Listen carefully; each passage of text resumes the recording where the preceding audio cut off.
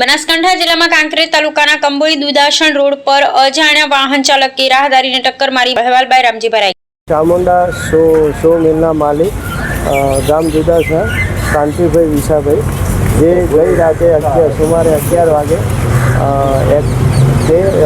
રોડની સાઈડ ઉપર ઊભા હતા અને કોઈ અજાણ્યા વાહને તેમને ટક્કર મારી અને તેમને માથાના ભાગ પર ગંભીર ઈજા થવાથી જનતા હોસ્પિટલમાં તેમને અમે પાટણ લઈ ગਏ, પણ ત્યાં જનતા હોસ્પિટલે તેમને મૃત ઘોષિત કરી દીધે અને અમને આ અજાણ્યા વાહન પર કોઈ પોલીસ કાર્યવાહી કરે એવી અમારી માંગ છે અને જલ્દી એમને ન્યાય મળે. ચામુંડા સો મિલ દુદાસણ તાલુકો કાંકરેજના માલિક સુથાર કાંતિભાઈ વિશાભાઈ કાલે રાત્રે રોડની સાઈડમાં ઊભા હતા અને અજાણ્યા વાહને તેમને ટક્કર મારી એટલે તેઓ ત્યાંને ત્યાં પડી ગયેલા. અમે કાંતિભાઈને લઈને પાટણ ગયેલા.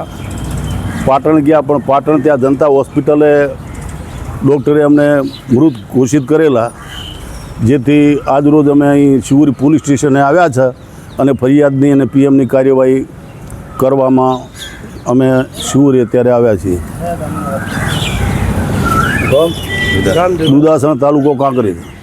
ચામુંડા સો મિલ દુદાસણના માલિક વંતીભાઈ વિશાભાઈ તે રાત્રે 11 વાગે અજાણ્યા વાહને તેમને એક્સિડન્ટ કરી ફરાર થઈ ગયેલ છે. ત્યારબાદ પાટણ જનતા હોસ્પિટલમાં લઈ ગયેલા, ત્યારે મૃત જાહેર કરેલા. ત્યારબાદ શિવરી પોલીસ સ્ટેશનમાં એફઆઈઆર ફરાઈ પીએમ માટે આવેલા. એના માટે અમને પૂરો ન્યાય અને પૂરી તપાસ મળે એવી આશા રાખીએ છીએ. ગામ દુદાસણ ચામુંડા સો મિલના માલિક કાંતિભાઈ વિશાભાઈ સુથાર, તેમનો રાતે સુમારે 11 વાગે એક અજાણ્યા વાહને એક્સિડન્ટ કરીને તેમને ફરાર થઈ ગયેલા અને તેમને એ હાલતમાં પાટણ જનતા હોસ્પિટલમાં અમે લઈ ગયા. ત્યાં ડૉક્ટરે તેમને મૃત જાહેર કરેલ અને ત્યાર પછી અમે અહીંયા શિવરી પોલીસ સ્ટેશન જાણ કરેલ. માલિક સુથાર કાંતિભાઈ વિશાભાઈ કાલે રાત્રે 11 વાગે રોડની સાઈડમાં ઊભા હતા અને અજાણ્યા વાહનને એમને ટક્કર મારી, જેથી તે મરણ ગયેલ છે.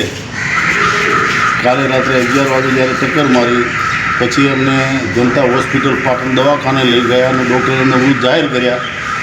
અત્યારે અમે શિવરી ખાતે પીએમ તથા એફઆઈઆર નોંધાવવા માટે આવેલ છીએ અને આ કાંતિભાઈના જે મૃત જાહેર થયા છે એમને ન્યાય મળે અને